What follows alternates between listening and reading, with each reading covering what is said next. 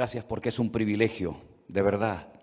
Lo creemos, un privilegio enorme, Señor, cada vez que abrimos tu palabra para aprender de ella, para oír tu voz y para que tú nos ministres, Señor. Ayúdanos en este tiempo de calma y de quietud a aprender de ti, de tu palabra, y abre nuestros corazones y nuestro entendimiento para que podamos disfrutar en esta tarde de esta exposición de tu palabra. En el nombre de Jesús. Amén. Y amén. Quiero llevarles nuevamente a la lectura que se leía en esta tarde, que era Primera de Corintios capítulo 10.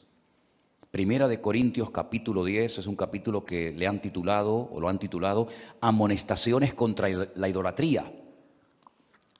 Y me ha llamado mucho la atención la forma como empieza el capítulo, es decir, las palabras que emplea Pablo a la hora de comenzar esta enseñanza que a continuación va a compartir con los hermanos. No quiero, hermanos, que ignoréis.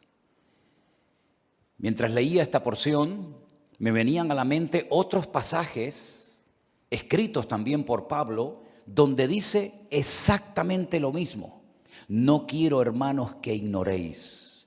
Las encontramos aquí en el capítulo 10, versículo 1.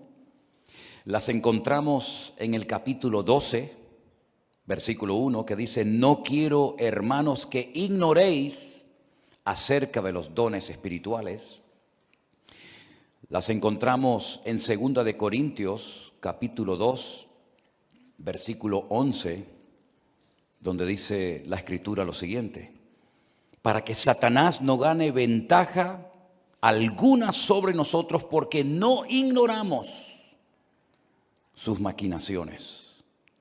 Y también me venía a la mente ese versículo de Primera de Tesalonicenses, capítulo 4, versículo 13, que dice: tampoco queremos, hermanos, que ignoréis acerca de los que duermen, para que no os entristezcáis como los otros que no tienen esperanza.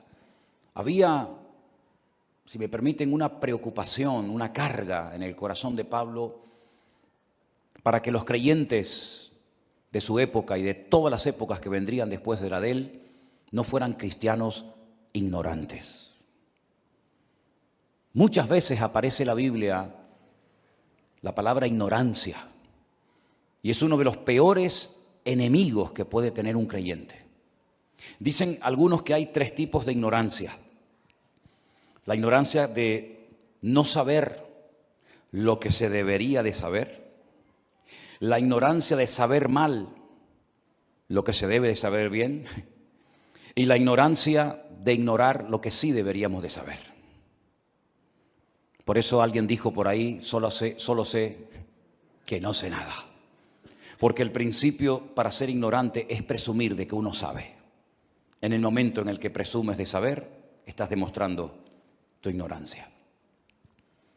El apóstol Pablo no quería que los cristianos ignoraran acerca de los tiempos y de las ocasiones, de la resurrección de los creyentes, de la venida del Señor, del arrebatamiento de la iglesia, de la aparición del anticristo y del falso profeta, del desarrollo de la gran tribulación, de las batallas. Él no quería que los creyentes ignoraran todo eso.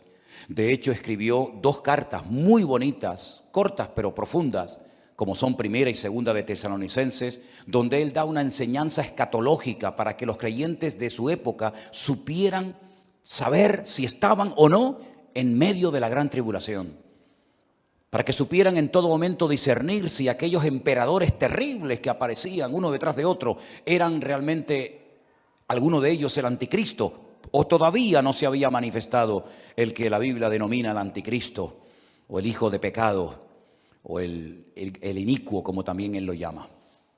Por otra parte, Pablo tampoco quería que en las iglesias se ignorara acerca del tema de los dones del Espíritu Santo. Asignatura pendiente, dicho sea de paso, para más de uno, que no tienen ni idea acerca de ni siquiera qué dones espirituales pueden tener. Iglesias que incluso ignoran completamente el tema y no quieren ni tocarlo, y se escudan bajo la excusa de decir: bueno, pero eso de los dones era para la época apostólica, ¿verdad? Ya una vez que se completó el canon de las Escrituras y ya tenemos pues todos los libros de la Biblia, pues ya no hace falta manifestaciones de carismas, de dones del Espíritu Santo, ¿verdad? Y entonces pues no tienen ninguna curiosidad por saber cómo se manifiesta el don de sabiduría, el don de ciencia o el discernimiento de espíritus, o el de hablar en lenguas, o el de interpretar las lenguas, o el de servir, o el de administrar, o el de presidir. Ni tocan esos temas porque consideran que era algo para el pasado y no para este tiempo presente. Pero Pablo dice, yo no quiero que ignoréis, yo no quiero que seáis ignorantes en cuanto al tema de los dones del Espíritu Santo. Y de hecho dedica capítulos enteros para decir cómo se manifiestan, cómo sabemos si son de Dios o no son de Dios. Si alguien cree tener ese don o aquel don, sepa administrarlo sabiamente, etcétera, etcétera. Pero ahora en la carta de Pablo a los Corintios, en el capítulo 10, él comienza diciendo, no quiero que ignoréis que nuestros padres, es decir, nuestros antepasados, todos estuvieron bajo la nube y todos pasaron el mar. Él está haciendo referencia a cosas que habían ocurrido en el pasado lejano, en el Antiguo Testamento, cuando salieron de Egipto por la mano poderosa del Señor. De hecho, hay fiestas, hay momentos en el pueblo de Israel actualmente en los que si ustedes van, por ejemplo, al famoso muro de los lamentos, vas a ver que todos los hombres se ponen el tarit por encima de las cabezas y hacen como si fuera una nube gigante, ¿verdad? Toda blanca, con los famosos talit, imitando o recordando aquella nube que les acompañó durante tantos años, durante tanto tiempo en el desierto.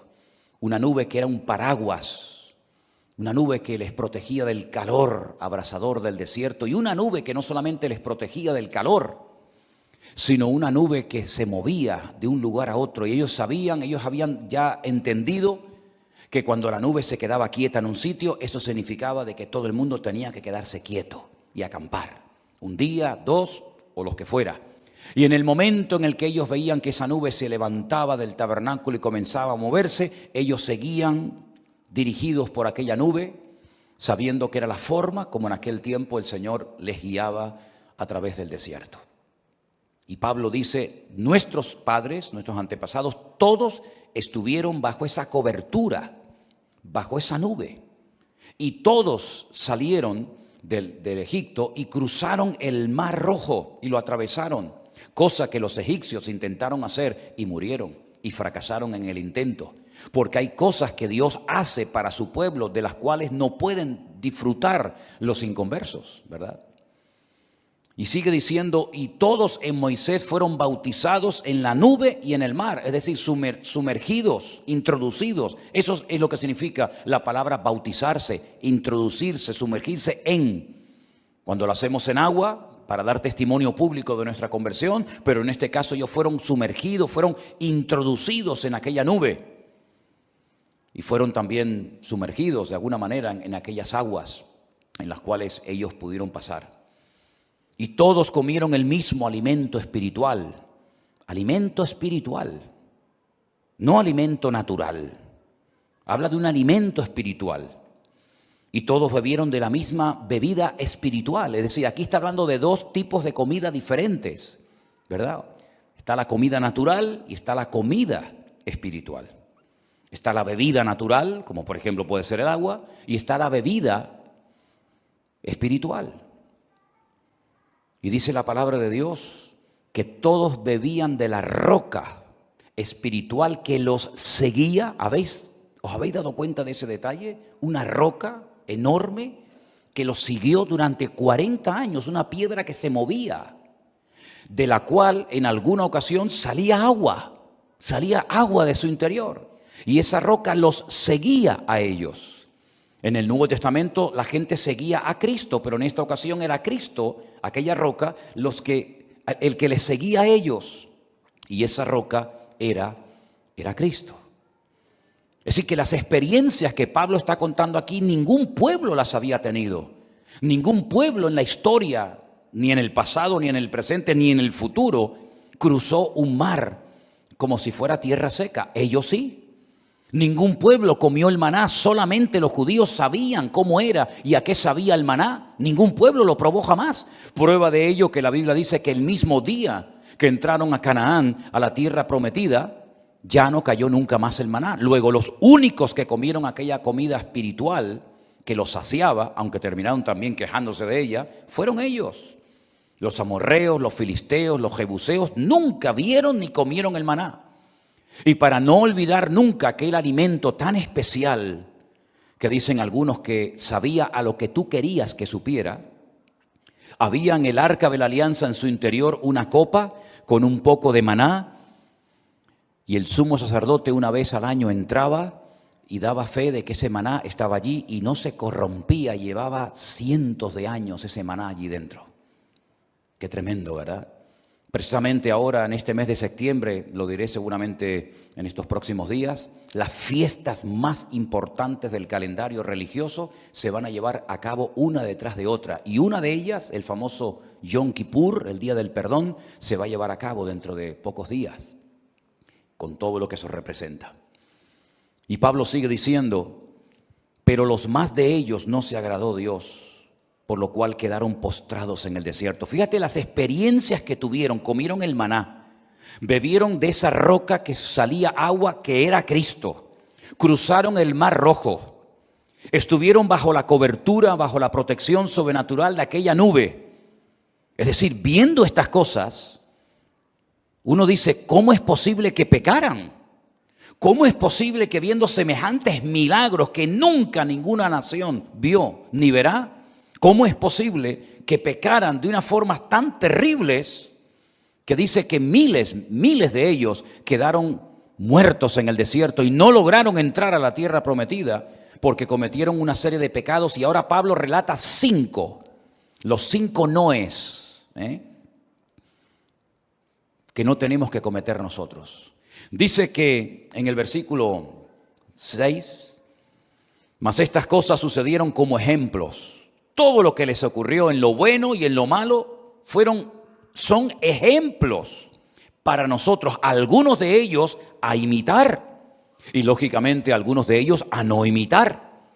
Porque dice que codiciaron cosas malas y por eso dice Pablo, nosotros no tenemos por consiguiente que codiciar cosas malas. Y uno se pregunta, ¿y a qué se está refiriendo Pablo cuando dice no codiciéis como ellos codiciaron? Bueno, tenéis que leer en el libro de Números, el capítulo 11, y ahí vais a encontrar qué fue lo que codiciaron los hijos de Israel en aquel momento. Más adelante dice, no seáis ni seáis idólatras como algunos de ellos. Según está escrito, se sentó el pueblo a comer y a beber y se levantó a jugar, a fornicar, a pecar en medio del desierto. Y la referencia que nos pone aquí la Biblia es Éxodo capítulo 32, cuando cuenta la Biblia que Moisés se fue a lo alto de la montaña, al monte Sinaí, a orar. Y como tardaba, mandaron a hacer un becerro de oro y comenzaron a danzar alrededor del becerro de oro y comenzaron a fornicar y a cometer todo tipo de impurezas sexuales alrededor de aquel ídolo, creyendo que ese era el Dios que los había sacado de Egipto. Dice, ustedes no caigan en eso, no caigan en semejante pecado de idolatría, ni de codicia. Y dice en el versículo 8, ni forniquemos como algunos de ellos fornicaron y cayeron en un día 23,000. ¿Saben lo que son 23,000 personas morirse en un solo día? Eso ni en los peores días de la pandemia ha sucedido. 23,000 cadáveres, 23,000 familias. Muchas viudas, muchos padres perdieron, ¿verdad?, a sus hijos, muchos hijos perdieron a sus padres. 23,000, las referencias Números capítulo 25. Lea ahí para que vea por qué murieron 20 y tantas mil personas ese día. Ni tentemos al Señor como también algunos de ellos le tentaron y perecieron por las serpientes. Qué curioso que ese desierto estaba lleno de serpientes venenosas y mientras ellos se comportaban bien, mientras ellos hablaran bien, esas serpientes venenosas estaban ahí enterradas en la arena y como si no estuvieran. Pero comenzaban a salir y a picar y a envenenar y a producir muerte en el campamento según como hablaran los que pisaban esa arena y ese desierto. Qué curioso, ¿verdad? Salían las serpientes de debajo de la arena a borbotones y dice la Biblia que murieron miles. La referencia es Números capítulo 21. Y vemos cómo el Señor les proveyó en ese momento en el desierto milagrosamente el medio para que no siguieran muriendo miles y miles de personas en el desierto. Y después dice, ni murmuréis, como algunos de ellos murmuraron y perecieron por el destructor. Números capítulo 16. Qué conocimiento tan grande tenía Pablo de las Sagradas Escrituras. Les acaba de mencionar 5 enormes pecados que cometieron sus antepasados en Egipto.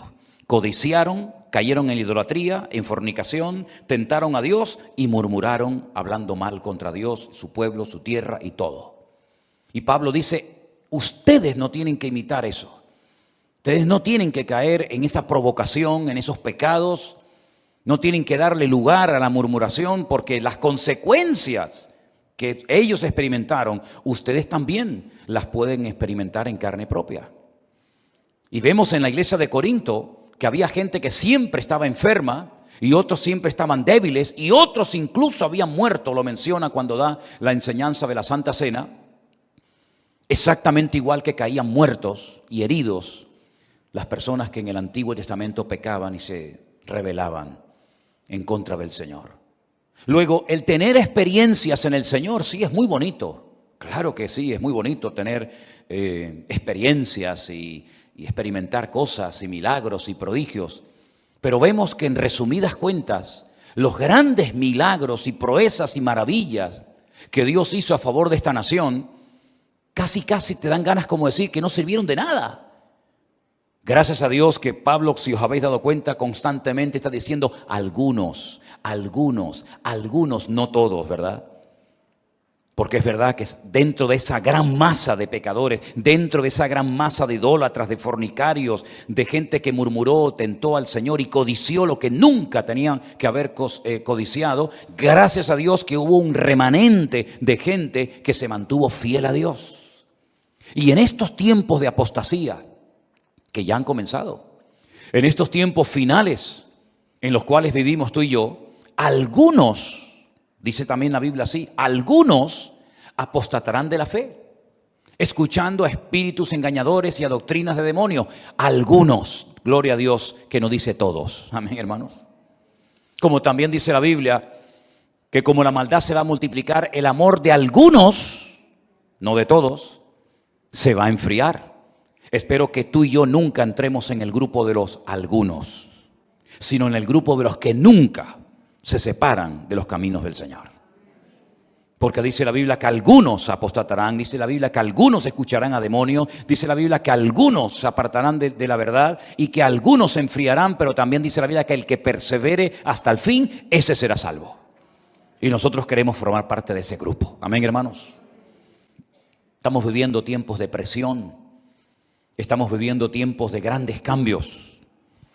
Todavía algunos tienen la añoranza de que vamos a volver dentro de poco tiempo al pasado, pero queridos hermanos, nosotros con la palabra de Dios en la mano sabemos perfectamente que los tiempos finales serán tiempos de grandes cambios. En lo natural, como ya lo estamos viviendo, y también en lo espiritual, porque lo natural es un reflejo de lo espiritual. Cuando las cosas cambian en el plano, en la dimensión natural, es porque ya arriba en los cielos, en el mundo espiritual, el que no vemos, ya se han producido cambios. Y esos cambios afectan la vida de los seres humanos. Esos cambios en el mundo espiritual afectan la economía de los pueblos y la climatología de las naciones. Es como una sombra. Pablo utiliza la palabra sombra, ¿verdad? Es como una sombra. La sombra que vemos no es la realidad, es simplemente una proyección de una realidad, de un hecho, de un objeto, de una persona que proyecta una sombra, pero la realidad no es la sombra. La sombra no pesa.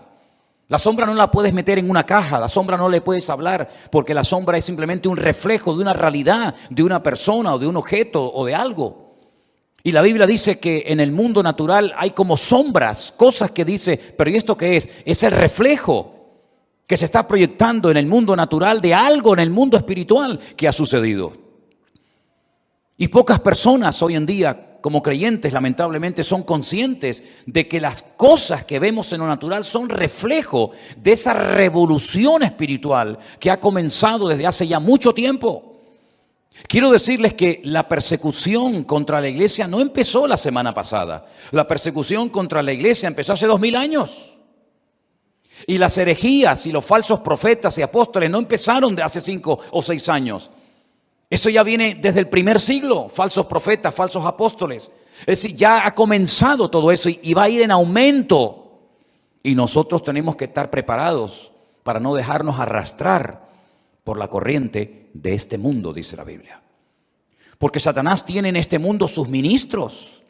Por eso Pablo habla de que no tenemos que ignorar las maquinaciones del diablo. Por eso la Biblia nos habla también del diablo y nos dice cómo se llama y cómo actúa. Y lo vemos en el jardín del Edén, en un ambiente de santidad y en un ambiente de orden tremendo, pero allí estaba. Y lo vemos también en ambientes de caos y de desorden, como por ejemplo en la época del diluvio, en Sodoma, en Gomorra. Y lo vemos en la soledad de ese tiempo de oración y de búsqueda de voluntad y de palabra de Dios de Jesús en el desierto. Allí estaba Él también. Y cuando leemos el libro de Job y el Señor le dice, ¿de dónde vienes? ¿De dónde vienes tú? Ser errante, que nunca estás quieto y siempre estás dando vueltas por todas partes. Como dice Pedro, como una especie de un león hambriento y rugiente, buscando siempre a alguien para devorar, ¿verdad? Y le dice, vengo de rodear la tierra, siempre dando vueltas, siempre, ¿verdad? Como ese ser errante, como ese Caín del mundo espiritual. Hay un Caín en lo natural. Serás errante, en ningún lugar estarás cómodo. Pero hay un ser errante del mundo espiritual, sin familia, sin amigos, sin iglesia, donde en ningún lugar se siente cómodo. Porque ¿cómo se va a sentir cómodo un ser que se ha rebelado en contra de su Creador? ¿Cómo puede tener un minuto de paz un ser tan perverso y maligno que el Señor le dijo que es como un ladrón, que es el padre de mentira, que cuando habla mentira habla de lo suyo porque siempre ha mentido, porque siempre ha sido mentiroso?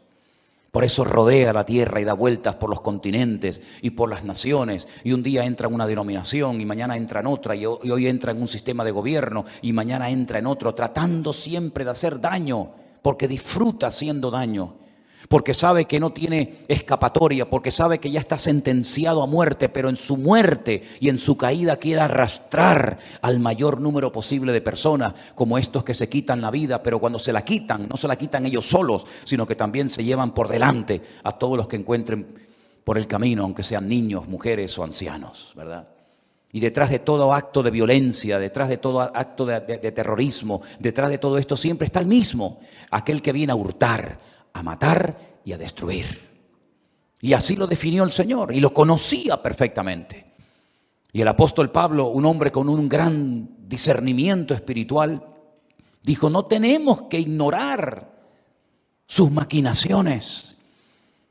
Y él llegó a decir algo que para algunos todavía sigue siendo un misterio, porque es capaz hasta de disfrazarse como un ángel de luz. Tremendo, ¿eh? Y cuando le escribe la carta a los hermanos en Galacia, les dice, si algún ángel del cielo se os presentara a predicaros otro evangelio diferente, que sea anatema.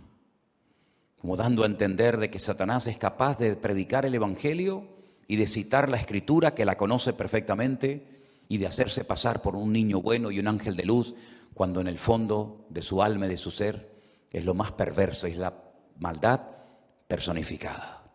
Y no tenemos que ignorar ni ser ingenuos, sino darnos cuenta que vivimos en un mundo lleno de maldad. Así como se respira en un ambiente como este, y los hermanos que están en su casa siguiendo este culto notan la presencia del Señor y una paz y un estar a gusto y cómodos con el Señor, ¿verdad? Que a veces no queremos irnos y a veces queremos seguir cantando y alabando al Señor. También hay ambientes de maldad que Satanás los produce, que Satanás los mueve. Y a veces, lamentablemente, personas que llegaron a conocer algo del Evangelio renuncian al Evangelio de paz y de victoria y de bendición del Señor para seguir en la corriente de este mundo, disfrutando de los deleites temporales, sin darse cuenta de que todo lo que la vida te ofrece es temporal, es efímero, es pasajero. Es como neblina que pasa, ¿verdad? Pero todo lo que hace el Señor es eterno y permanece para siempre. ¿Cuántos dicen amén? Por eso Pablo le decía a los hermanos de Corinto, no murmuren, hermanos, no murmuren, porque ya eso ya lo hicieron en el pasado nuestros antepasados y les salió muy caro la murmuración.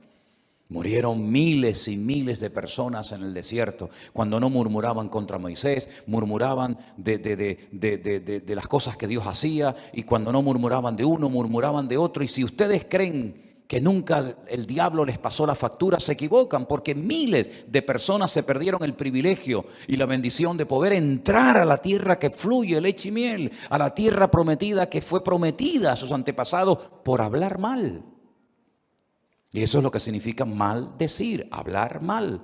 Y Dios nos ha llamado a bien decir, a hablar bien, a bendecirnos los unos a los otros. ¿Cuántos dicen amén, hermanos? Porque la bendición viene de parte de Dios, pero las maldiciones no son de Dios. Y por eso es tremendo ver a algunos creyentes que murmuran, que se quejan, que se lamentan de lo que tienen, de lo que no tienen, de la factura de la luz, del teléfono, del gobierno, de esto y de aquello. Y eso tarde o temprano le pasa factura a las familias cristianas. Y esos son los comentarios y las conversaciones que a veces escuchan los más pequeños en la casa, que aunque parece que no se enteran de nada, resulta que se enteran de todo. Y recuerdan cuando son grandes, cuando ya tienen la capacidad de decidir si quieren convertirse o no, de venir o no a la iglesia, recuerdan que papá y mamá estaban en casa todo el santo día quejándose, pero después los veían en la iglesia con las manos levantadas, alabando a Dios y de vez en cuando diciendo algún amén y aleluya. Y es una contradicción muchas veces. Y dice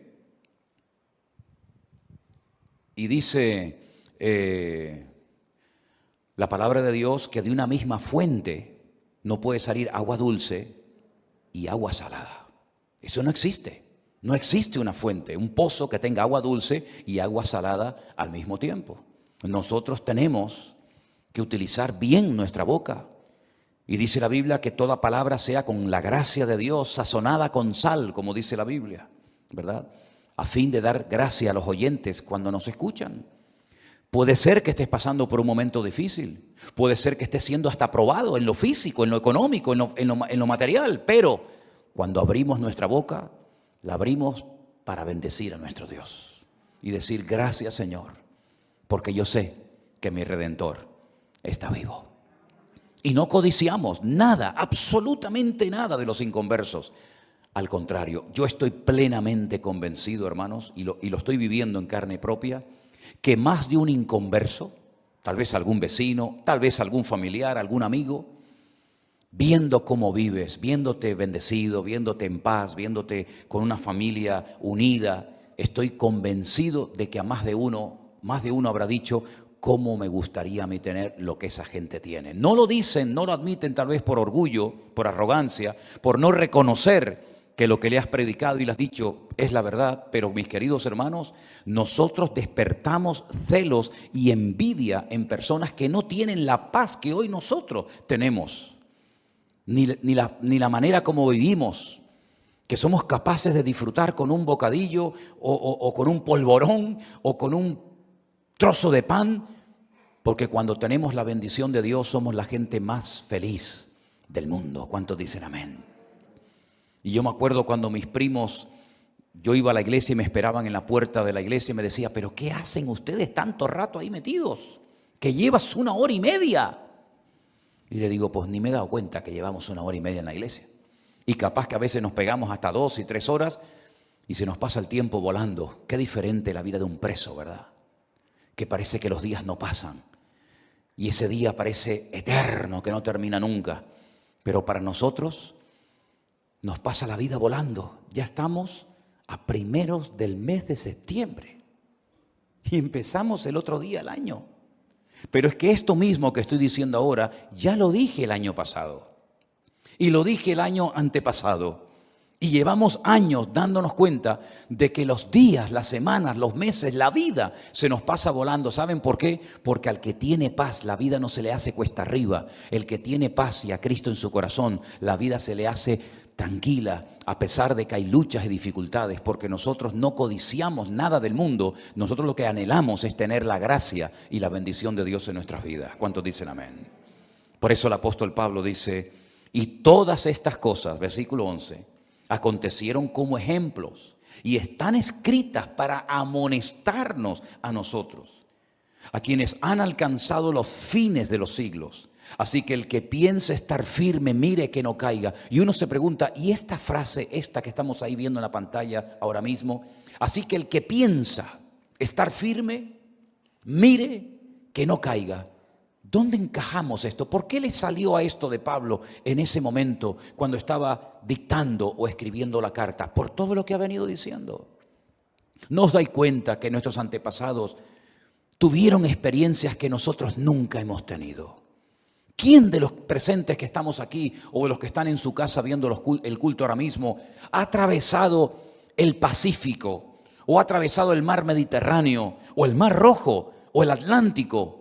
Ninguno de nosotros hemos atravesado mares, pero esta gente lo hizo. ¿Quién se levantó una mañana y salió a la azotea, al patio de su casa y se encontró un montón de maná? Un día y otro día, y quién fue por el monte y oró y de repente salió agua con un sabor extraordinario de una piedra. Ninguno de nosotros tuvimos esas experiencias. Ellos las tuvieron, esta y muchas más. Y al final terminaron pecando, codiciando, murmurando, fornicando y haciendo barbaridades. Por eso ellos que estaban tan convencidos de que eran el pueblo escogido de Dios, y es verdad que lo eran, y ellos que tuvieron aquellas experiencias tremendas que están escritas en la Biblia, el libro más importante del mundo, no entraron a la tierra prometida. Muchos cayeron muertos, bajaron la guardia, se confiaron en ellos mismos, salieron sus cuerpos de Egipto, pero nunca su mente y su corazón salió de Egipto, de la esclavitud. Y por eso Pablo dice ahora, cuidado, que puede ser que también esa actitud de soberbia, de falsa seguridad, de arrogancia esté en tu corazón y pienses que a ti no te va a afectar, tú no vas a murmurar nunca, ni tú no vas a hacer ningún tipo de estos pecados, y resulta que al final eres tan débil como cualquiera de ellos. Pero tenemos una gran ventaja nosotros, y es que no estamos solos. Porque ellos es verdad que tenían la presencia externa del Señor permanentemente con ellos. Cualquiera se podía levantar a cualquier hora de la madrugada, abrir la tienda de campaña en la que vivían y mirar hacia el tabernáculo y ver que encima del tabernáculo había una columna de fuego allí quieta toda la noche. Era la Shekinah, era la gloria de Dios allí en medio del campamento, todas las carpas alrededor del tabernáculo y allí en el centro del campamento, en el desierto, con esas noches estrelladas que tenían que ser algo realmente maravilloso, allí estaba la columna de fuego, la presencia del Señor. Pero tenías que abrir la tienda de campaña para poder ver la gloria del Señor. No estaba dentro de tu tienda, no estaba dentro de tu vida. Pero cuando Pablo va desarrollando y profundizando en la enseñanza que les está tratando de compartir a la iglesia de Corinto, les dice, y no quiero que ignoréis, otra vez menciona, que ahora vosotros sois el templo del Espíritu Santo, el cual mora en vosotros. ¿Cuántos dicen amén? Eso en el Antiguo Testamento no se dio, porque no era el momento para manifestarse Dios en esa dimensión, de esa profundidad. Ellos tenían que ver la nube y seguir la nube. Allí va Dios, vamos nosotros detrás de Él. Se para la nube, nos paramos nosotros, ¿verdad? Quieren agua, busquen la roca. Pero nosotros sabemos que dentro de nosotros, hermanos, ¿saben lo que significa eso? Dentro de nosotros está el Señor 24 horas al día. Es como estar embarazada, ¿no? Sientes que tienes algo dentro. Yo hablo desde la teoría. ¿Sí o no? Sientes que se mueve y ahora se fue para un lado y parece que tienes un pepino en vez de un niño dentro, ¿no? O una sandía, un melón. Porque está dentro y crece y se mueve y da patadas y a veces parece que está jugando al fútbol. Imagínate Raquel cuando veía a aquellos dos o sentía a aquellos dos peleándose como el perro y el gato dentro de su vientre. Había una guerra, una pelea. Ella lo sentía porque los llevaba dentro. ¿Y nosotros? ¿Dónde llevamos a Cristo, hermano? Lo llevamos dentro de nuestras vidas, ¿sí o no? Lo llevamos dentro de nuestros cuerpos, dentro de nuestro corazón. Por eso a donde vayamos y estemos como estemos, enfermos, sanos, en una cárcel, en un submarino, en un avión, donde sea, sabemos que no estamos solos porque yo estaré contigo todos los días hasta el fin del mundo. Y cuando el Señor se acercaba ya a los días de su despedida y miraba las caras de sus discípulos preocupados y tristes, les decía, os conviene, no lo entienden, pero lo vais a entender. Os conviene que yo me vaya, porque si yo no me fuese, el Consolador, el Espíritu de Dios no vendría. ¿Para qué va a venir si estoy yo? Pero cuando yo me vaya, ustedes no se van a sentir como ese papá que abandonó a la hija o al hijo, es decir, como huérfanos. No, porque yo le voy a rogar a mi Padre para que os envíe al Espíritu Santo, para que esté con vosotros y en vosotros todos los días de vuestra vida. Y Él os dará memoria, Él os recordará lo que yo les enseñé. Y Él me glorificará a mí. Y Él os dirá lo que ha de venir en el futuro. Y Él os guiará a la verdad. Y Él convencerá al mundo de pecado. Y podríamos hablar horas acerca de todo lo que hace el Espíritu Santo en nosotros, con nosotros y fuera de nosotros. Y por eso ahora que hemos entendido el Evangelio y hemos aceptado la palabra de Dios, sabemos perfectamente que no estamos solos en medio del desierto de la vida, sino que Él está con nosotros cada día. No es cuestión de darle lugar a emociones o a sentimientos, es cuestión de creer por fe que es un hecho, ya es algo que ha sucedido en mí. Y Él nunca se va a ir de mi corazón, sino que me acompañará a donde yo vaya todos los días de mi vida. ¿Cuántos dicen amén? Y ese es el gran consuelo y la confianza tan grande que nosotros los cristianos tenemos en nuestro Dios. Con la iglesia abierta, con la iglesia cerrada, con trabajo o sin trabajo, con dinero, sin dinero, con salud o sin ella, mi Dios está conmigo. Bendito sea Dios. Y si el estuche, ¿verdad?, que envuelve mi alma perece y lo tienen que enterrar, el Señor se acordará de mí en el día postrero y me resucitará y estaré por la eternidad con mi Señor. Por eso, mis queridos hermanos, el apóstol Pablo le decía a los hermanos de Tesalónica, yo no quiero que seáis como los del mundo, que no tienen esperanza, porque no la tienen. Ustedes no pueden ser como ellos. Nosotros creemos que si Cristo murió y resucitó, el Señor traerá con Él a todos los que durmieron con Él. Y luego nosotros, los que vivimos, los que hayamos quedado, seremos arrebatados juntamente con ellos para recibir al Señor en el aire. Y así estaremos por siempre con el Señor. Alentaos y consolaos los unos a los otros con estas palabras. Esa es nuestra bendita esperanza.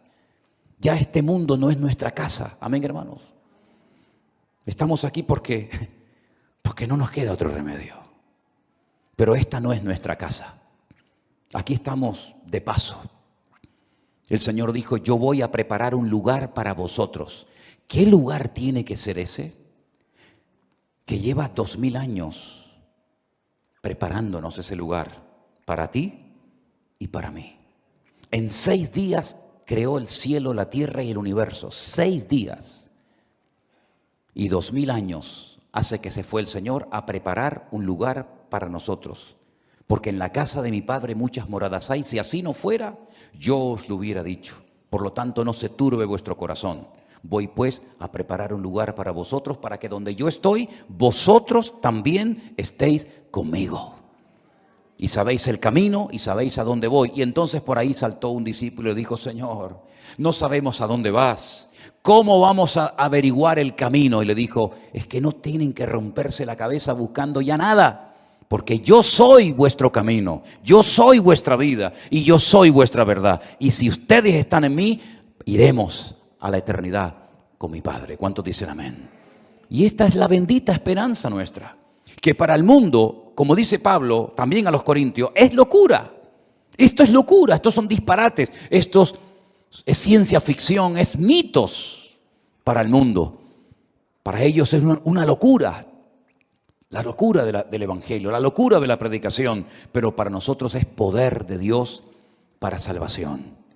Y considérense todos y cada uno de ustedes y los que están en casa también y los que verán este culto más tarde, considérense privilegiados que de tantos millones y millones de personas en el mundo, tú y yo ahora mismo ya estamos inscritos en el libro de la vida. ¿Cuántos dicen amén? El lunes, mañana, tengo que ir a empadronarme porque hemos cambiado de dirección.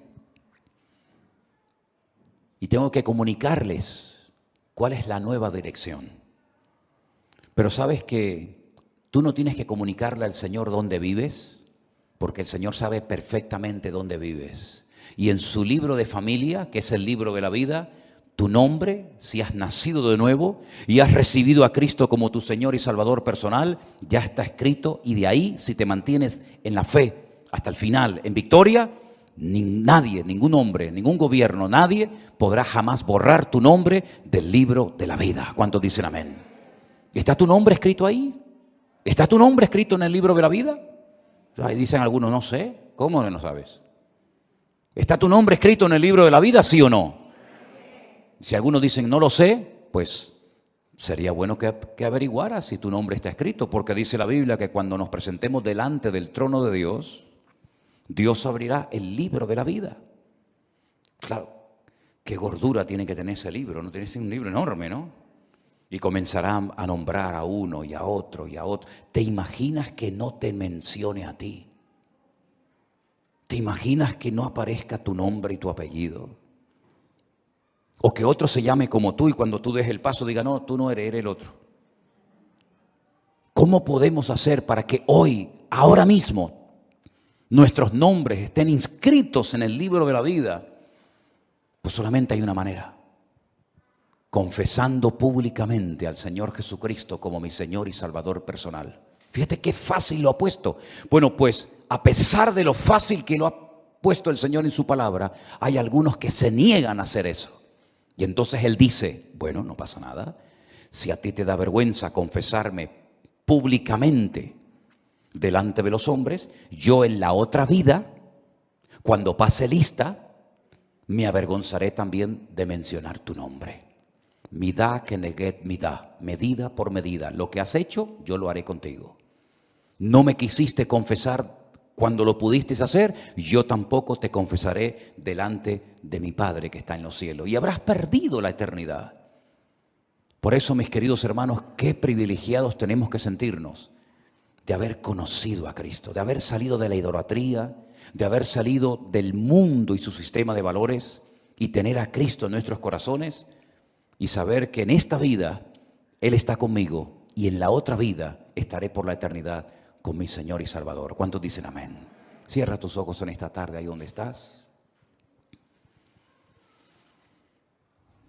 Mis queridos hermanos, hemos oído la palabra de Dios y vemos que el Señor no quiere que tú ignores estas verdades. Vemos que el Señor quiere que tú conozcas la verdad, que vivas en la verdad, que experimentes la verdad y que nunca te apartes de la verdad del Señor. Te animo a que ahí donde estás le digas, Señor, yo me arrepiento de todos y de cada uno de mis pecados.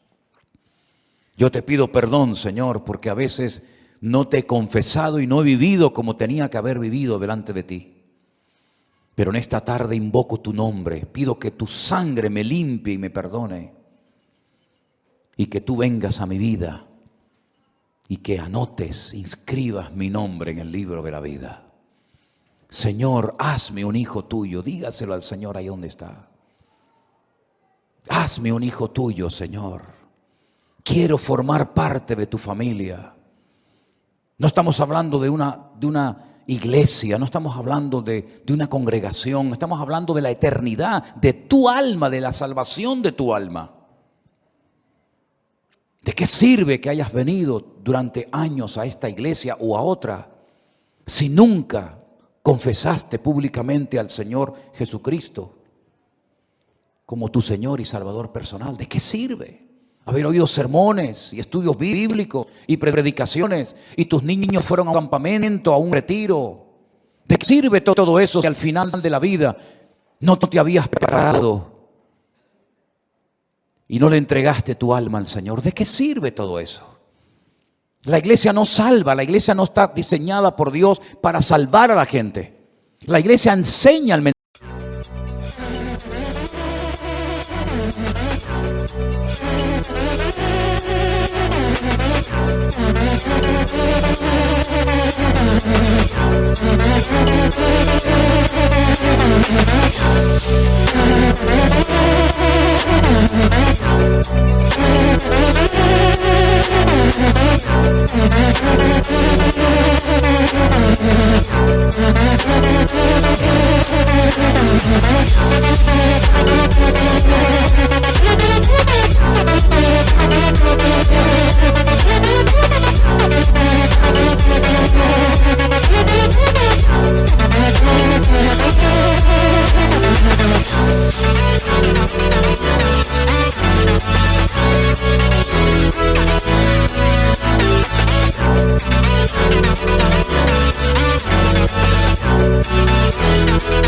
mensaje de salvación. Pero el que salva es Cristo, no es la iglesia. La iglesia no es lo que Dios va a utilizar para que tú te salves. Te haces miembro de una iglesia, vienes a una iglesia y ya está. No, la iglesia no está para eso. La iglesia está para enseñarte, para exhortarte, para instruirte en la palabra, pero no está para salvar a la gente. Los pastores no estamos para salvar a la gente. Yo no puedo salvar a nadie. El único que puede salvar tu alma y tu vida es Dios, nadie más. Porque yo también necesito salvarme. Y yo también necesito escapar de la condenación eterna, como cualquiera de ustedes. Y la única manera de salvarnos es teniendo a Dios en el corazón y confesarlo públicamente con la boca. Porque Pablo también dijo, lo puedes creer en tu corazón, puedes decir yo creo en Dios, creo en la Biblia, eso está muy bien, pero tienes que confesarlo con tu boca, porque con la boca se confiesa para salvación, dice la Biblia. Y hay gente que dice, ¿y por qué me cuesta a mí tanto confesar que quiero ser cristiano, que quiero conocer a Cristo? Amigo, por algo será. Por algo será que no te cuesta ir a un partido de fútbol y gritar. Por algo será que no te cuesta insultar a alguien. Por algo será que no te cuesta decir lo que quieras, pero cuando llega la hora de la verdad, de confesar a Cristo, todos son temores, todos son vergüenza y todo es timidez. Por algo será, hijo. Porque el diablo no quiere que lo hagas, porque sabe que las leyes del reino funcionan.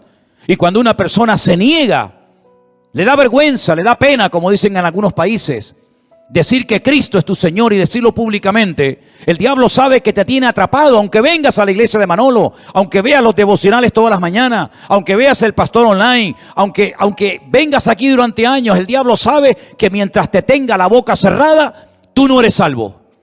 Lo puedes creer en tu corazón, como el diablo también en su corazón cree que Dios existe, porque el diablo no es un ateo. El diablo sabe que Cristo existe.